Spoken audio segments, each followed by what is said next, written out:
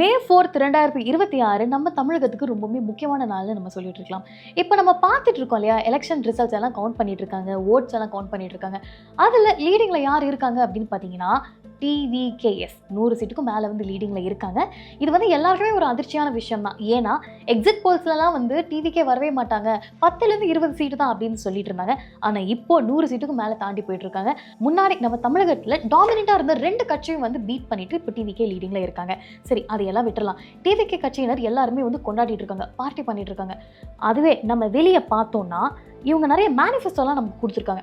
இந்த மேனிஃபெஸ்டோக்கு முக்கியமான விஷயம் என்ன தேவைப்படுதுன்னா பணம் தேவைப்படுது. ஸோ இதுக்கெல்லாம் வந்து யார் வந்து காசு கொடுக்குறா, இவங்க என்னென்ன மேனிஃபெஸ்டோ சொல்லியிருக்காங்க, அதுக்கெல்லாம் எவ்வளவு செலவாகும், அது எல்லாமே இப்போ நம்ம பார்க்க போகிறோம். ஓகேங்களா? ஸோ அதெல்லாம் போகிறதுக்கு முன்னாடி நான் இதை முக்கியமான விஷயத்த சொல்லியிருக்கேன். டிவிகே தனியாக 234 சீட்டுக்கு வந்து போட்டிகிட்டு இருக்காங்க. அண்ட் அதில் எல்லாமே வந்து லீடிங்கில் தான் அவங்க இருக்காங்க. ஸோ யாரோடையும் ஒரு அலையன்ஸில் இல்லை, ஒரு கொலேஷனில் இல்லை.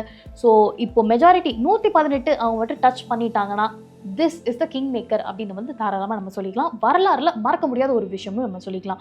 ஏன்னா வந்து லாஸ்ட் 5 எலெக்ஷன் நீங்கள் பார்த்தீங்கன்னா ஏடிஎம்கே டிஎம்கே மாறி மாறி தான் வந்துட்டு இருந்தாங்க. 2 வருஷத்துக்கு முன்னாடி தொடங்கின ஒரு கட்சி இப்போ இவ்வளோ பெரிய ஒரு டிஸ்ட்ரப்ஷனை உருவாக்குதுன்னா அது பெரிய விஷயம் தான். ஸோ இப்போ டிவிகேயோட மேனிஃபெஸ்டோ நம்ம என்ன அப்படின்னு பார்த்தோன்னா,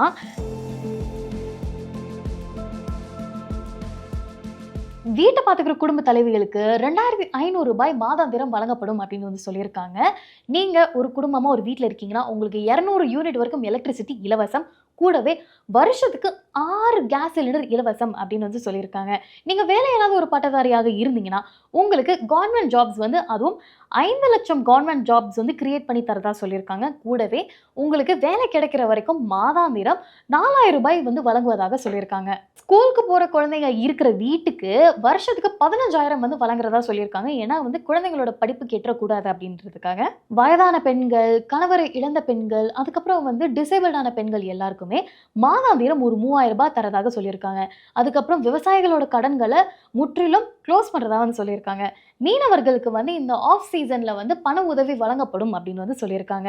தென் ஒவ்வொரு குடும்பத்திற்குமே வருஷத்துக்கு 25 லட்சம் ரூபாய் வந்து மெடிக்கல் இன்சூரன்ஸ் போடுறதா வந்து சொல்லியிருக்காங்க. அதுக்கப்புறம் ஏஐ மினிஸ்ட்ரி, ஏஐ யூனிவர்சிட்டி தமிழகத்தை 2036க்குள்ள ஒரு $1.5 ட்ரில்லியன் எக்கானமியை மாற்றுறதாக சொல்லியிருக்காங்க. இதுக்கு முன்னாடி ஸ்டாலின் ஆட்சியில் அவங்க வந்து எவ்வளோ வந்து செலவழிச்சிருக்காங்க ஒரு வருஷத்துக்கு அப்படின்ற டேட்டா இப்போ என்கிட்ட இருக்கு. அதை வந்து இப்போ நம்ம பார்த்துடலாம். அவர் வந்து மே 2021 முதலமைச்சராக அமர்ந்தார் இல்லையா.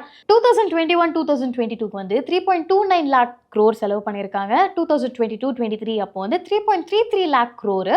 தென் 23-24 ஆண்டுக்கு வந்து அப்ராக்சிமேட்டாக குத்துமதிப்பாக 3.65 லேக் க்ரோர்ஸும், 24-25 பீரியடில் வந்து 4.12 லேக் க்ரோர்ஸும், 25-26 பீரியடில் வந்து 4.39 லேக் க்ரோரும் வந்து ஸ்பெண்ட் பண்ணியிருக்காங்க நம்மளோட மாநிலத்துக்காக.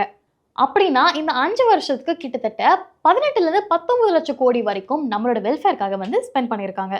அதுலேயும் பார்த்தீங்கன்னா அவங்களோட இந்த கடைசி பட்ஜெட்டில் பார்த்தீங்கன்னா கலைஞரோட மகளிர் உதவித்தொகை இருக்குது பார்த்தீங்களா, அதாவது மாதாந்திரம் 1000 ரூபாய் பெண்களுக்கு கொடுப்பாங்க இல்லையா, அது மட்டுமே கிட்டத்தட்ட 13,807 கோடி ரூபாய் தான் வருஷத்துக்கு செலவாயிருக்கு. அதே நீங்கள் பார்த்தீங்கன்னா நம்ம டிவிகே தலைவர் விஜய் என்ன சொல்லியிருக்காருன்னா, அது 1000 ரூபாயிலேருந்து பெண்களுக்கு நான் மாதாந்திரம் 2500 ரூபாய் நான் தரேன் அப்படின்னு வந்து சொல்லியிருக்காரு. இப்போ எல்லா மாநிலங்களுக்கு கடன் இருக்க மாதிரி நம்மளோட ஸ்டேட்டுக்கும் வந்து ஒரு கடன் இருக்கு. அது எவ்வளோ அப்படின்னு பார்த்தீங்கன்னா 10.71 லட்சம் கோடி. அதுவும் அடுத்த வருஷத்துக்கு பார்த்தீங்கன்னா 2026-27 பார்த்தீங்கன்னா நம்ம மாநிலம் ஒரு 1.79 லட்சம் கோடி வந்து கடன் வாங்கலான்னு வேற யோசிச்சுட்டு இருக்காங்க. ஸோ என்னன்னா நம்மளோட இந்த எக்கானமி ஏற ஏற ஏற நம்மளோட ஸ்டேட்டோட கடனும் கொஞ்சம் ஏறிக்கிட்டு தான் போய்கிட்டு இருக்கு. இப்போ தமிழ்நாடோட வருஷ பட்ஜெட் எவ்வளோ, மாநில பட்ஜெட் எவ்வளோ அப்படின்னு பார்த்தீங்கன்னா கிட்டத்தட்ட 4.4 லட்சம் கோடி ரூபாய் ஆகும். ஓகேங்களா?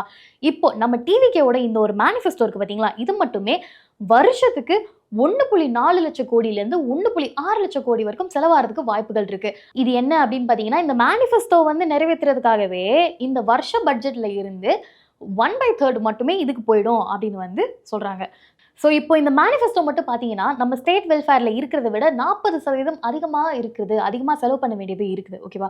ஸோ இப்போ வந்து ஏஐ அப்படின்னு சொல்கிறாங்க, நல்ல ஒரு விஷன் இருக்குது, நல்ல ஒரு தொலைநோக்கு பார்வையோட தான் இந்த மேனிஃபெஸ்டோ எல்லாமே ரெடி பண்ணியிருக்காங்க. நம்மளோட மக்களையும் சரி, நாளைய தலைமுறையினர்களும் சரி, இவங்க 2 பேரையும் வந்து கருத்தில் கொண்டு தான் இந்த மேனிஃபெஸ்டோ ரெடி பண்ணியிருக்காங்க அப்படின்னு வந்து தெரியுது.